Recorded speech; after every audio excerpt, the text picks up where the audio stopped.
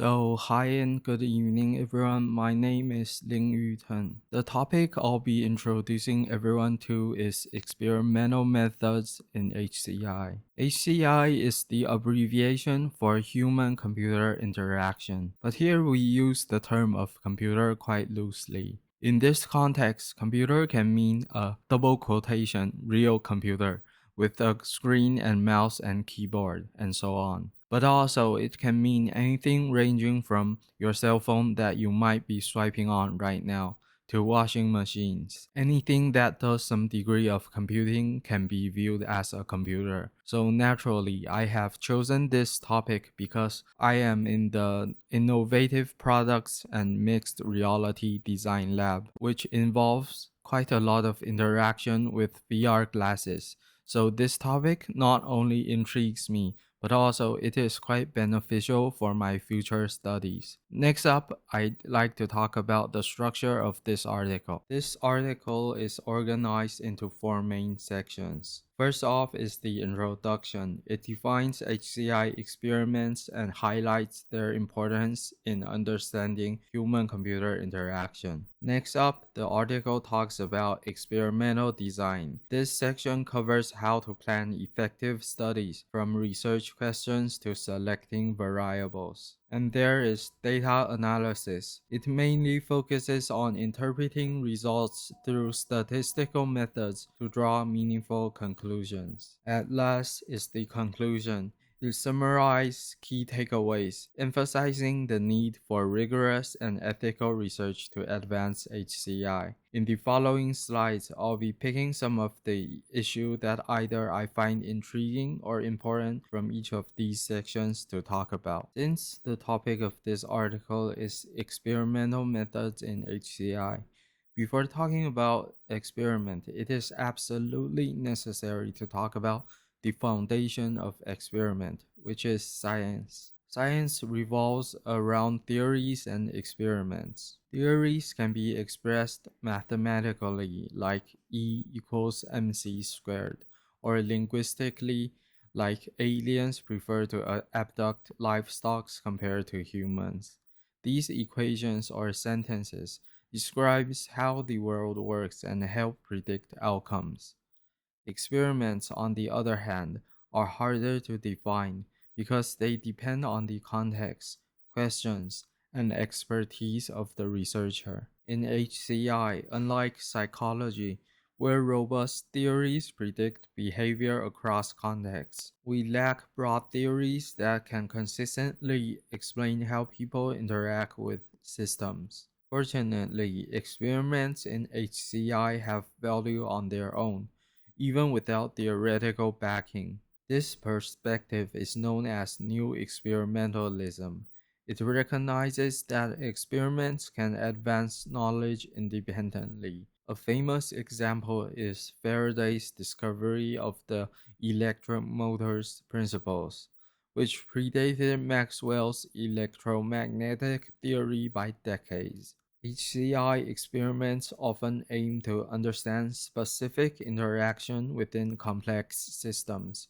While they may not always lead to grand theories, they provide designers with valuable practical insights that guide better designs and improve user experience. Next up, I'd like to talk about experiment design. Experimental design is essentially a roadmap for how an experiment will be conducted. The quality of the data you collect depends on the quality of your experimental design. A poorly designed experiment will yield unreliable data. To ensure high quality data, we must prioritize validity, which comes in four key forms: construct validity, internal validity, external validity, ecological validity. It might be a little bit vague just reading out loud the definition of these, so I'll also be giving some examples. First of all, construct validity. This is about ensuring that what you are measuring truly represents what you intend to measure. For example, asking experiment participants how immersed were you in that game on a scale of 1 to 10. It might seem straightforward, but does anyone understand the definition of immersion academically? Thus, participants may instead answer an easier question, like how much they enjoyed the game.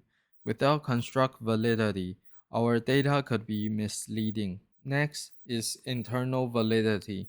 This focuses on whether the changes in the outcome are genuinely caused by the variable being tested. For this, the experiment must eliminate confounding variables, which could create false relationships. Without internal validity, you can't trust the causal link between your variables. For example, while you are conducting your experiment, you might slightly nudge your participants in either direction, which might lead to a result of significance.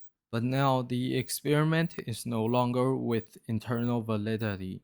You simply cannot be sure it is either your nudging or the experiment itself is leading to the result. Third, external validity. Experiments often reduce broad questions into specific setups. It focuses on to what extent can the results of this specific experiment be generalized to a wider context. For instance, if you study user interaction with one app, will the findings apply to others? Finally, ecological validity. This is about whether the experiment's results are relevant to the real world situations. While high ecological validity enhances realism, it often comes at the cost of experimental control. For example, testing an app in a busy cave may reflect actual usage but introduces uncontrolled variables like noise, attention, etc., which all might affect precision. In summary, designing experiments isn't just about planning activities, it is about ensuring validity. Construct validity ensures you are measuring the right thing. Internal validity confirms relations. External validity ensures broader applicability.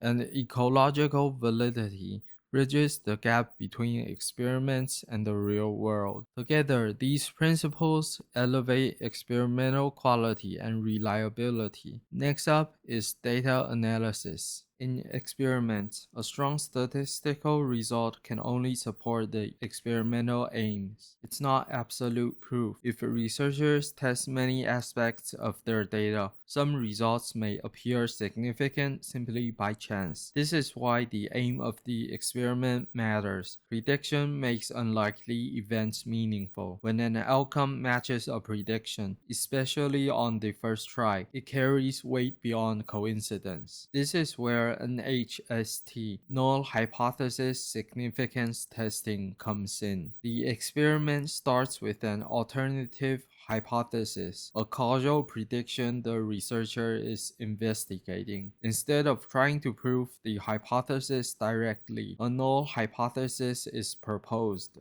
Assuming no effect or relationship exists, the researcher then calculates how likely it is to observe the experimental data if the null hypothesis were true. The result of null hypothesis significance testing is the p-value, which represents the probability of obtaining the data purely by chance. A lower p-value suggests the alternative hypothesis might hold, providing evidence for the experiment's prediction. Again, let's look at an example. Let's say I have an ill intention of promoting overconsumption of hamburgers, and I need scientific data to be more convincing. So here's how I'll design the hypothesis for my experiment. For null hypothesis, which is H0, eating hamburgers has no effect on reducing body mass. Alternative hypothesis, which is is H1. Eating hamburgers significantly reduces body mass. Imagine, for science, we had to convince people to eat more hamburgers to see if they actually lose body mass. And even if the experiment fails, well, at least we all get free hamburgers. Now, next up is a rather interesting quotation from the author. A direct quoting from the author. I would argue that an experimental write-up should not only be written before conducting an experiment, but must be. Without a clear plan in advance, how can a researcher know what the experiment is or whether it is well designed? The author argues that while it is common to write the discussion section after obtaining results, researchers can benefit from drafting a discussion earlier, particularly by anticipating the possibility of non-significant findings. Doing so allows for the early identification of potential limitations, which can improve the experiment or inspire future refinements. This proactive approach not only addresses the inherent limitations of any experiment, but also strengthens the scientific process. But personally, I think this philosophy cannot apply to everyone. His method of preemptively making all the decisions and predictions takes a lot of experience and knowledge to be able to pull off. As a novice stepping into the field of academic study, personally I'll stick with go as I do, making adjustments along the way and hope someday I'll be good enough to try out the author's method. At last, here's a maxim given by the author in the conclusion section of this article. This I can and do strongly agree with. Quoting the author, a general maxim I follow when writing up experiments is this: I need to be so clear that if I am wrong, it is obvious. This maxim emphasizes that transparency and honesty are crucial for scientific process. In experimental reports, this requires providing sufficient clarity so that any flaws in the results can be identified by a careful reader. At last, in case that I did an awful presentation, I've also made a mind map provided at the very last page of this presentation file. Most of the things that I have talked about is in here. Also, some of the other bits that did not make the cut is in here. And thank you everyone for listening.